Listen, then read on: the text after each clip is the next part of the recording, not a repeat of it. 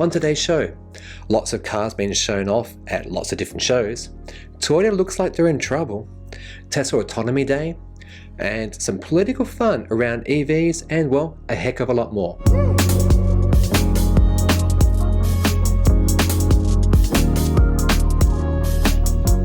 G'day, my name's Chris and thanks for joining me. Now, you may notice I've changed things around a bit here. I'm just experimenting and trying different looks and feels for this sort of episodes.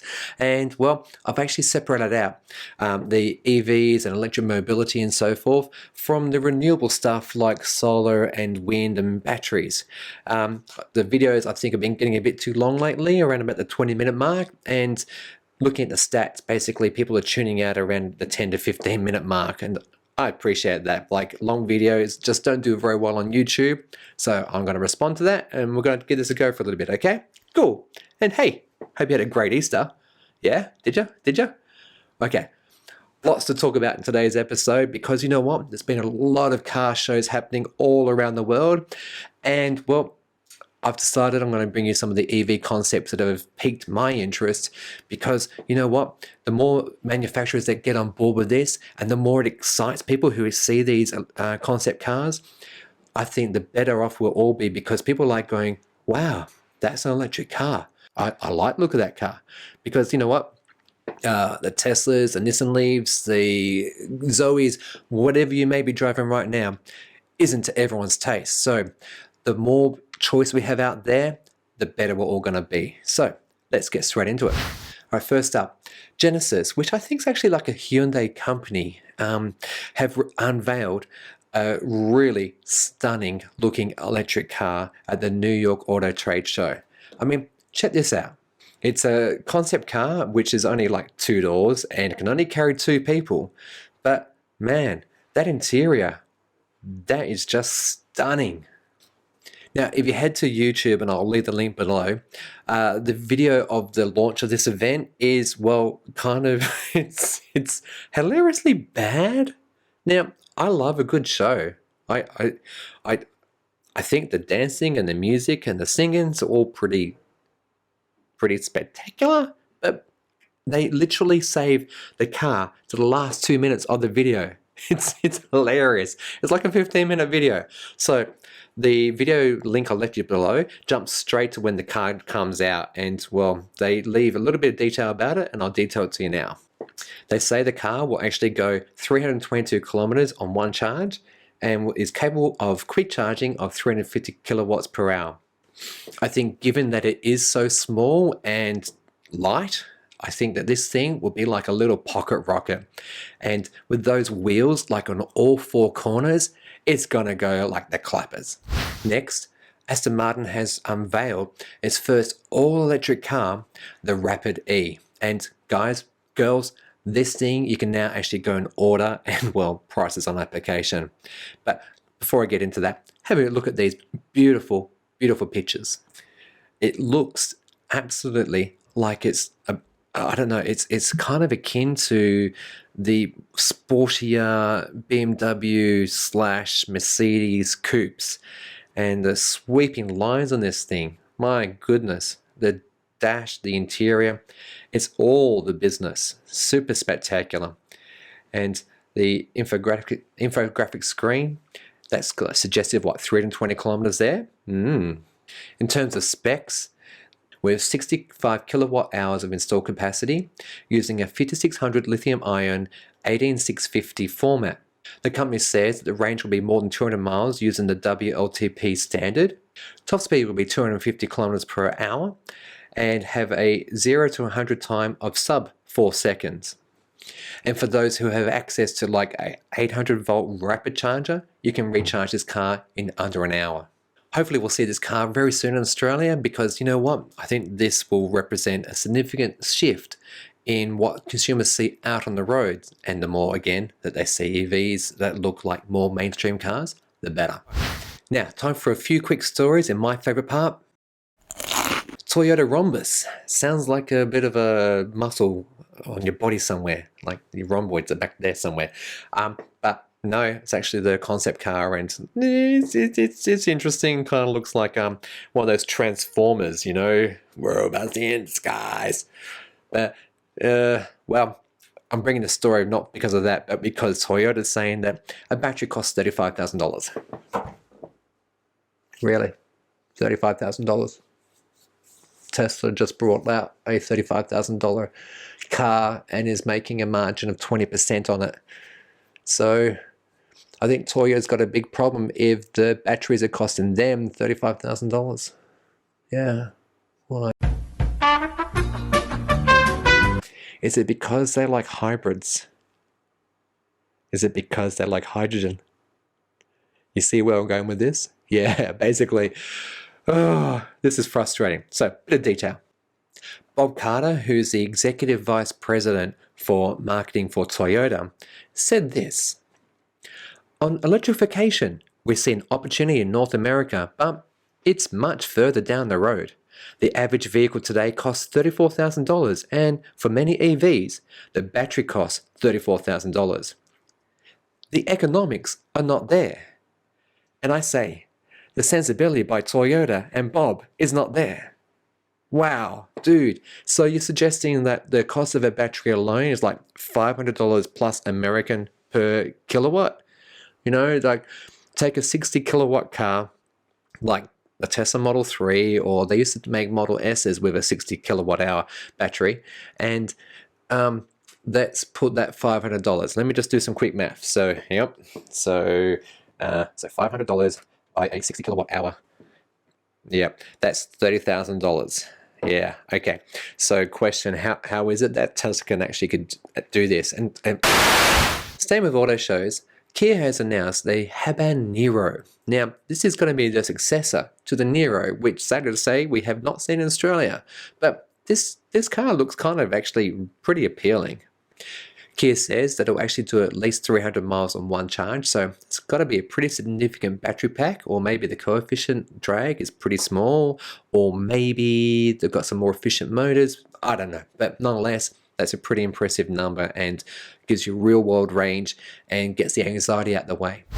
Next, Tesla Autonomy Day is basically here. Well, at least in Australia, where it's the 22nd of April today. So in California time tomorrow, Pacific Daylight Time I think is, PDT I think over there, Tesla is going to be showing a press conference on the YouTubes. So again, I'm going to leave a link down below as to how you can view it. And what that means for you and me in Australia is we're going to be up at 4 a.m. to watch this. So yeah, I don't think I'm going to wake up at 4 a.m. I'll wake up early and I'll watch it before I go to work, but I'm not getting up at 4 a.m. But I'm really encouraged that they're actually going to be putting this out there for the world to see, where cars for the first time, well, not for the first time, but mainstream cars that you can potentially buy, like almost right now or by the end of the year, if to believe Elon, will be able to drive themselves from door to door. This is going to be a game changer. And what I find equally impressive, and what even more impressive rather, is that Tesla has done this without actually doing like the LiDARs and some really like intensive mapping things where they go around and they map the whole area like what Google Waymo does before they allow their cars onto the road. So I'd be curious to see, one, will Tesla actually have their cars out and about on the roads, or is it just going to be doing like a demo circuit somewhere, or maybe some sort of protected community? Like, you remember the Mythbusters? They used to go out to a military training site. There's like a little city, and they could actually use that in a safety and confines without any other traffic really being on the road. So we'll wait and see. But nonetheless, next week, I guarantee you we're going to be talking about this.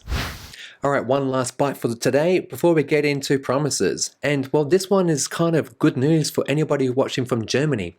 And that is your subsidy program, which basically saw like $4,500 per EV, introduced back in 2016 and well, ending in June this year in 2019, may well be extended until the end of December 2020. So another whole 18-month extension, which is great news because as we've seen with like the Model 3 rollout in Germany and well in Europe in general, that thing is taking over big time. And well, it makes sense to buy an EV over an internal combustion engine when the price is essentially or near equal to that of the ICE equivalent. So good luck. I hope you guys get it because goodness knows in Australia, we need our pollies to do more, which brings me to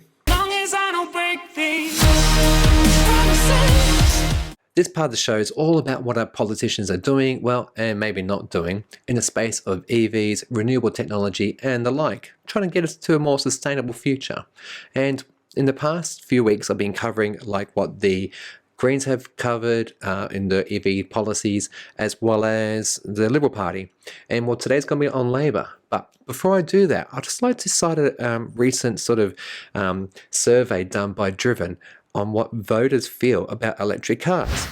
The Australian Institute of Climate and Environment program surveyed voters and found that people would actually like an EV a lot sooner than what some people are suggesting. Now, 2030 is one of those numbers, right? Get this, 50% of respondents would actually like an EV by 2025. So this is obviously a good signal to our politicians and also our car makers that we as Australians would actually like an EV sooner than later. And speaking more broadly, the survey actually found that voters, like more than 62%, supported government intervention and support to get us to that point. And so let me just break down the numbers here by groups. You've got 55% of coalitions are in favour of it, 71% of Labor voters, 78% of Green, and 54% of other voters. Now, this comes on the back of one of our politicians proudly saying that EVs cannot tow cars. And well, I'll leave a little link down there as to a car review with a Tesla Model X towing a caravan of like 1,800 kilograms. Yeah, it's got high torque, so towing things is not hard for EVs. Just saying. Anyway, so I think we should now get into what the Labor Party is doing around how we are going to get to EVs sooner than later. And again, this is just promises. To send a strong signal to car makers, Labor wants to mandate that by 2030, 50% of all new car sales must be electric. Next up, they would like by 2025 for all government fleets to actually be 50% EVs. So this is encouraging in that one, it will actually lead to when those cars are then sold later on at the end of the normally 3-year lease period, they will then go into the second-hand car market and make more affordable EVs for, well, everyone. And with that also, they will incorporate like charging infrastructure at government sites. Now, this one's interesting and maybe just a little on the nose. They're suggesting that for anybody who has fleet purchases, they can claim any EV that's over $20,000, 20% of its value. Now, this is great, obviously, for big companies that can afford to do fleets. But again, well, for the everyday consumer, this means nothing. Now, much like the Liberal Party, the Labor has talked about putting EVs on the COAG agenda. So whoop-de-doo, you know, geez, it's like an OH&S agenda item, like something that should be a mandatory tick box item, right? Nonetheless, they've put this into their policies, and also they would like to do some regulatory reforms. So this is just rhetoric, it's just words, means nothing. So next, EV innovation and manufacturing studies, well, again, just more talk about what they could do. No true roadmap on how they're going to get there, what that's going to look like. So I'm going to move on to probably actually the most important point. Labor would like to actually mandate CO2 tailpipe emissions to basically be in line with what I think America's are right now, and that is 105 grams per kilometre. Now, as I stated earlier in this episode, this is, I think, important in that, well, in Europe, the EU, they're actually mandating from 2020 to be 90 grams per kilogram. 90 grams per kilometre. And that if in Australia, if we don't have any like thresholds, any maximums, car makers will basically treat us like a dirty backhaul somewhere and send all the polluting cars in the world to us. And well, the other markets will then, through economies of scale, start getting the EVs a lot cheaper than we will here. And so this is how manufacturing works. If you can get your exponential growth right up and you get the savings through mass production of things, well, that's when profit starts. And that's what that incentivizes companies. And so if we don't have a target, well, we'll end up being, well, just a dumping ground for the rest of the world. So I think this is actually a very important last point, and well, actually echoes what I think the Greens have as well. So next week, I will bring you another party's political, what they're going to do in the space of EVs. And after that, I'll bring you some independents. Okay. Now, let me know if you've enjoyed this episode. Again, I've separated out the renewables from the EV stuff. I'd really like to hear from you. Put your comments down below. I put videos out 2 to 3 times a week. And well, if you do nothing, stay green.